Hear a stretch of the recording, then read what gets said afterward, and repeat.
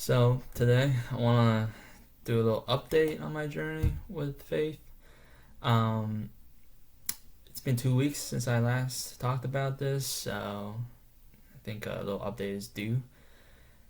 So far, it's going good. I've started reading the Bible. I'm reading Mark something. No, not Mark something. I'm just starting to read Mark chapter. It's interesting to me so far. What Bible seems like is like a history book almost.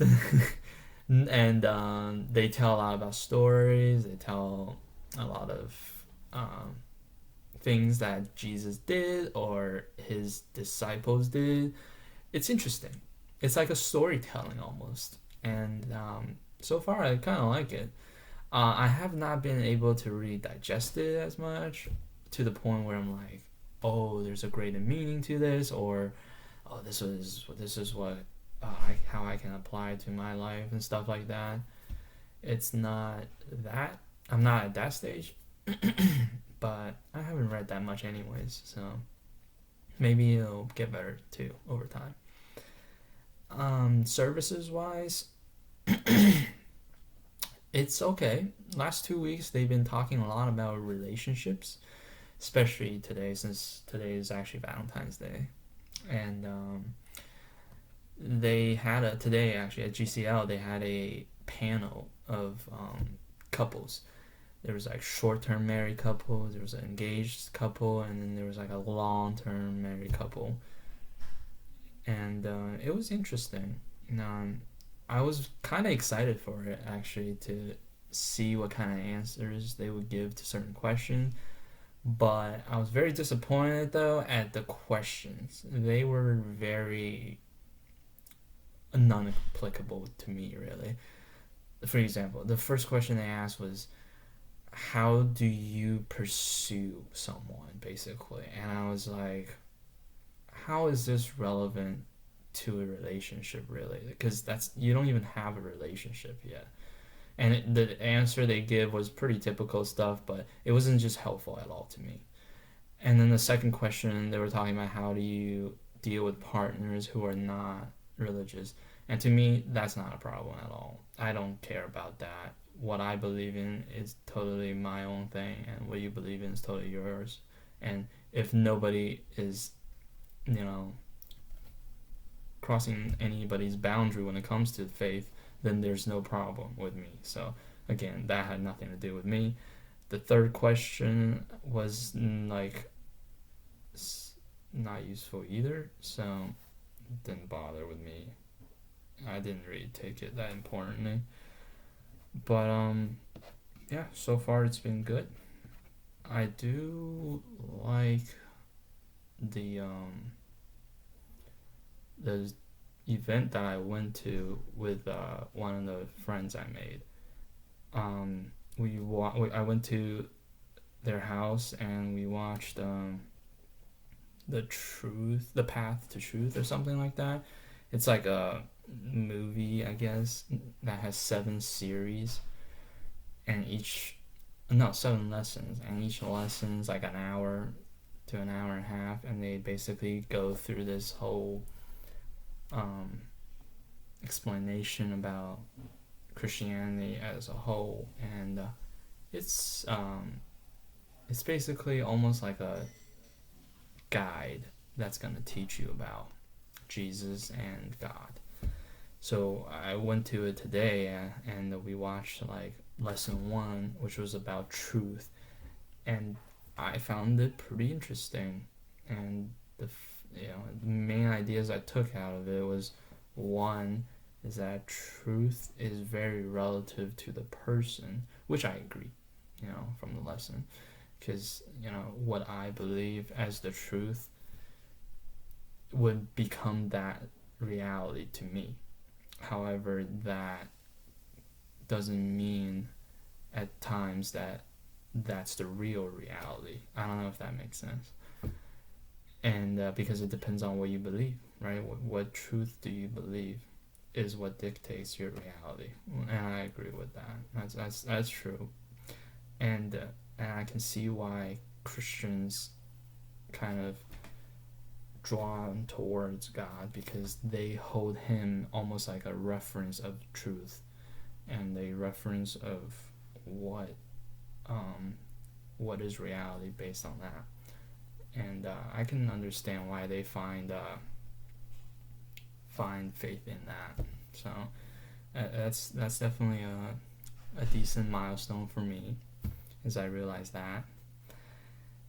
And also today I went to another church too, the Greenhouse Church or something. And because I was just like, why not? My roommates invited me, so I went with them and see what it's like. Because it's been a while since I went to that church, and I kind of want to see how that one compares to, the one I'm going, which is GCL. And pros about the Greenhouse. Greenhouse is very organized. I mean, oh my god. Their production value of the service is insanely good. It's like a whole like Hollywood team that takes care of the performance of the church service. That's very cool to me.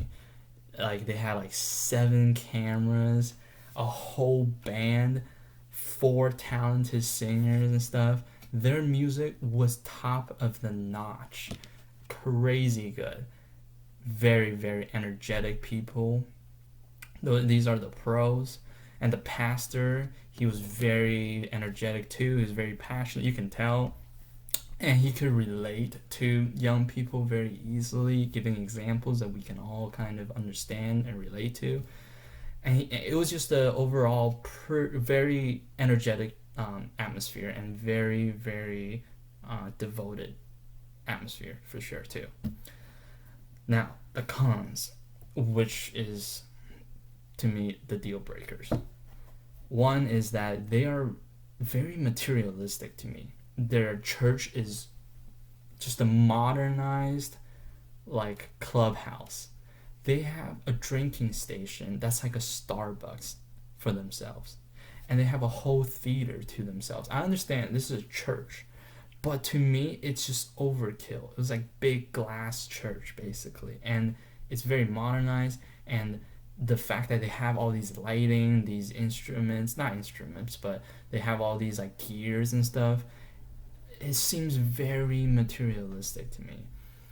And I can't help and I cannot shake this feeling that they're kind of fake, some of them.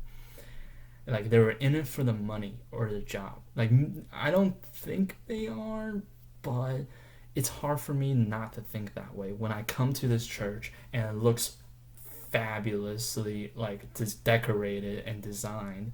It's hard for me to accept that. And the second deal breaker for me was, oh my god, the pastor, as cool as he was explaining things, he still pulled a bunch of BS to me. And I just could not get past that. Some of the things he said doesn't make sense to me. I just can't. Like, he attributes things that were clearly can be explained by other things to God. So basically, for example, he did this one thing that it pissed me off when he did this. He said what part of the service today was that you can use your own language or your own tongue or your words to influence how life can turn for people and yourself.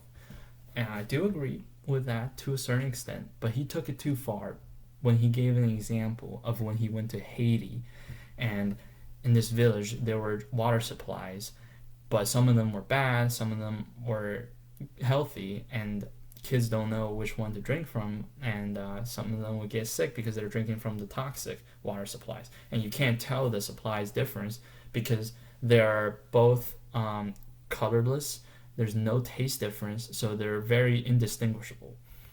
And apparently they went there and they used like this $20 testing kit and was able to tell which water supply is safe for people to drink from, which is all dandy and fine. But then they said, And using our words, we convinced the people to drink from the other healthy ponds or water supplies, and as a result the kids are healthier and the kids are better, especially the sick kids. And it's all because through the words of God and our own words that we transferred from him, from God, and we were able to do that. I was just like, dude, that is not it. You used the dang testing kit, okay? Like you can't associate that you used words alone to do this. You obviously used the testing kit. What? You used the testing kit. Like, how could you say that you used God's word or your words and fixed it? You did not do that. If without the testing kit, you're just literally like guessing. I don't know. It pissed me off when he said that, and then I realized this is exactly why I don't want to come back to Greenhouse ever. It's because they do these things, and it just pushes me away. So I'm gonna stick with GCL and see how it's like, and continue with my journey through them.